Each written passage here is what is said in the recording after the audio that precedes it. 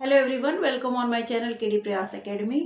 आज की वीडियो बहुत खास होने वाली है क्योंकि आपका सीटेट का पेपर जो है 21 जनवरी को है और ये एडमिट कार्ड भी आ चुके हैं। तो अब आज जो कि कल आपका एक दिन लास्ट दिन बचा हुआ है, आज मैं ये वीडियो अपलोड कर रही हूँ ताकि आप लोग पेपर में जब जाएंगे तो किस तरीके से आप अपना ऐसा पेपर करें कि जो अब तक पढ़ा है वो उससे कहीं ना कहीं फ़ायदा मिले। क्योंकि पेपर देने से पहले अब जब लास्ट डे बचे हैं तो बहुत ही घबराहट हो रही होगी सभी को।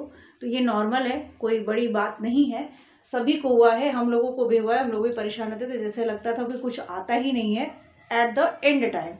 लेकिन हमारे जब जो चीज़ें हम पढ़े हैं ना वो हमारे अंदर है। जैसे ही आपके सामने क्वेश्चंस दिखेंगे और ऑप्शन में वो होंगे तो आप तुरंत उन चीज़ों को लगा लेंगे। तो इस बात के लिए बिल्कुल भी चिंता मत करिएगा।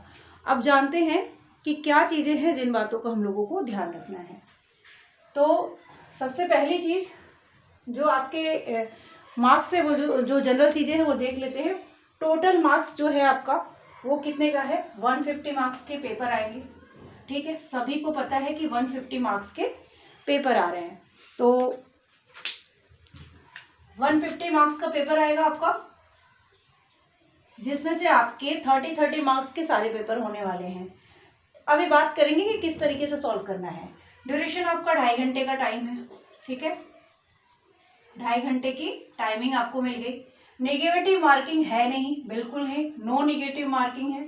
पेपर की फर्स्ट की टाइमिंग आपको बाद में है और पेपर 2 जो है वो फर्स्ट शिफ्ट में होगा, यानी मॉर्निंग में होगा। यहाँ पे ये चीज़ें चेंज की गई हैं जैसे मैंने बताया था। और ये जो है दोपहर में होगा, यानी सेकेंड शिफ्ट में होगा। ठीक है, सेकेंड शिफ्ट में ये पेपर होने वाला है। फर्स्ट पेपर सेकेंड शिफ्ट में, पेपर 2 जो होने वाला है वो मॉर्निंग शिफ्ट में होने वाला है। तो ये तो सभी ने अपने एडमिट कार्ड पे देख लिया होगा। पेपर को कैसे सॉल्व करना है, जब आपको OMR शीट भरने के लिए मिलती है, पेपर आपको हाथ में आ जाता है, तब क्या करना है। तो देखिए, जो अपना एक्सपीरियंस है या जो मैक्सिमम होना चाहिए, सबसे पहले आपको पेपर में कौन सा पार्ट उठाना चाहिए उसको सबसे ज़्यादा ज़रूरी है कि आप घर से सोच के जाइए। ठीक है, जो आपके 5 सब्जेक्ट होने वाले हैं, जैसे कि CDP है आपका। अगर आप पेपर 1 दे रहे हैं तो CDP हो जाएगा, 2 की दोनों में ही कॉमन है। तो आप लोग CDP की तैयारी लास्ट टाइम तक भी रिवीजन करते रहिए।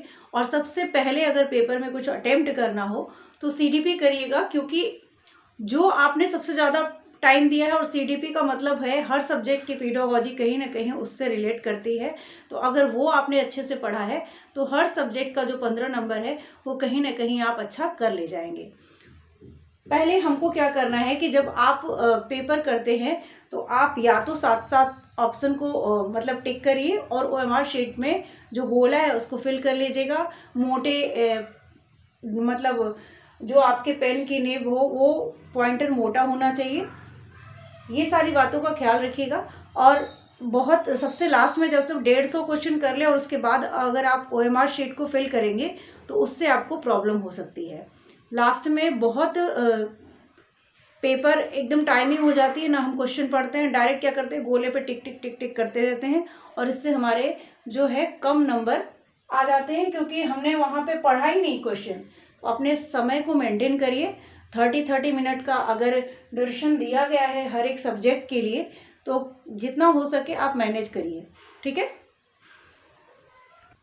जैसे कि अगर मुझे करना हो तो मैं सबसे पहले CDP को करूँगी 30 क्वेश्चंस, और हो सकता है कि मैं 2 पेपर कर लूँ, CDP कर लूँ, जो भी मुझे आपको अच्छे से आता है। जो भी कोई 3 सब्जेक्ट आपको अच्छे से आते हैं सबसे पहले उनको कीजिए, क्योंकि उसके बाद आप 90 मार्क्स के लिए तो श्योर हो जाएंगे ना कि हमारे 90 मार्क्स तक का मैंने बड़े आराम से कर लिया। हो सकता है कि CDP में आपको कभी कभी 30 से ऊपर भी टाइम लग जाए, तो उसको मैनेज करना पड़ेगा आपको। हिंदी वगैरह का जो पेपर होता है उसमें आप थोड़ी सी तेज़ी कर सकते हैं, क्योंकि गद्यांश या पद्यांश में आपके आंसर जो होते हैं वो सामने ही होते हैं। तो उसमें ज़्यादा बार बार क्वेश्चन पढ़ना या अपने आंसर खोजने की ज़रूरत नहीं पड़ती है।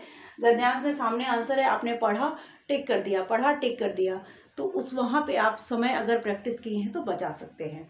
ठीक है, तो आपके अगर CDP कर लिया, मेरी तरफ CDP कर लिया, और मान लीजिए मेरा साइंस है तो मैं साइंस ज़्यादा पढ़ाई की हूँ तो साइंस करूँगी। फिर मैं लैंग्वेज हिंदी करूँगी क्योंकि मुझे हिंदी ज़्यादा अच्छी लगती है और मेरा हिंदी पे कमांड है, इसलिए मैं अपनी तरफ से लैंग्वेज हिंदी को सेलेक्ट करूँगी। ठीक है, तो यहाँ से मुझे लगता है कि मैं अपने 90 मार्क्स के पेपर जो है बड़े अच्छे से कर लिया, बड़ा पढ़ के आराम से कर लिया। अब इसके बाद जो हमारा टाइमिंग है, हो सकता है इसमें 45 मिनट लग जाए, कभी कभी लग जाते हैं, क्योंकि इनके क्वेश्चंस जो होते हैं कभी कभी बहुत बड़े बड़े में भी दे देते हैं, जिसको पढ़ने में समझने में भी टाइम लग जाता है। और क्योंकि इसमें मुझे पूरा नंबर लाना है तो अच्छे से इसको रिलैक्स मोड में सबसे पहले इसी पार्ट को अटेम्प्ट करिएगा। ठीक है, मेरा साइंस है, आपका कोई और सब्जेक्ट हो सकता है। लैंग्वेज में मैं हिंदी सेलेक्ट करूँगी। उसके बाद जो है आप चाहें तो थोड़ी सी ट्रिक चेंज कर सकते हैं। अभी मुझे लगता है कि सभी की पेडागोजी अगर हम चाहें तो आराम से सॉल्व कर सकते हैं, जो बचे हुए आपके सब्जेक्ट हैं। अगर उनकी पेडागोजी 15-15 नंबर की हमने सॉल्व कर ली तो यहाँ से भी हमारे नंबर बन जाएंगे। मान लीजिए मैथ है आपका, तो मैथ नहीं आता है, कोई बात नहीं, इसकी पेडागोजी कर सकते हैं क्योंकि हमने CDP किया हुआ है तो उसके हिसाब से वो भी कर सकते हैं। उसके बाद नेक्स्ट सब्जेक्ट आपका जो भी है, इंग्लिश है, इंग्लिश की पेडागोजी कर लेंगे। तो इस तरीके से पेडागोजी वाला सबसे पहले पार्ट 15-15 करके और इसके भी गोले फिल कर लीजिए। बचे आपके उसके बाद पैसेज करिए। अगर आपको मैथ नहीं आती है तब की बात कर रही हूँ, मैथ अच्छी आती है तो आप मैथ करिए, या सोशल साइंस में तो पूरा ही करना है आपको, तो उसमें तो कुछ है ही नहीं कि मैथ जैसा कोई ऑप्शन, तो इंग्लिश के पैसेज करूँगी। ठीक है, उसके बाद मैं बचा हुआ मैथ देखूँगी, क्योंकि अगर मैथ मेरा वीक है या जिसका भी वीक है तो वो ये पार्ट लास्ट में कर सकते हैं।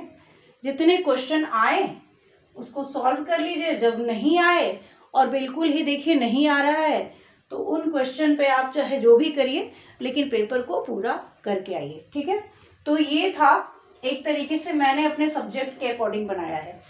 ये तैयारी आपको अपने माइंड में करनी है। ठीक है, तो ये था पेपर में किस तरीके से क्या स्ट्रेटेजी आपको बनानी है कि पेपर में अच्छे मार्क्स आ जाए। तो ये सारी तरीके हैं, वहाँ पे क्या क्या लेके जाना है क्या नहीं लेके जाना है, इसके लिए हम नेक्स्ट वीडियो में मिलेंगे। और कोई भी आपके क्वेश्चन हो तो कमेंट सेक्शन में जाके बता दीजिएगा।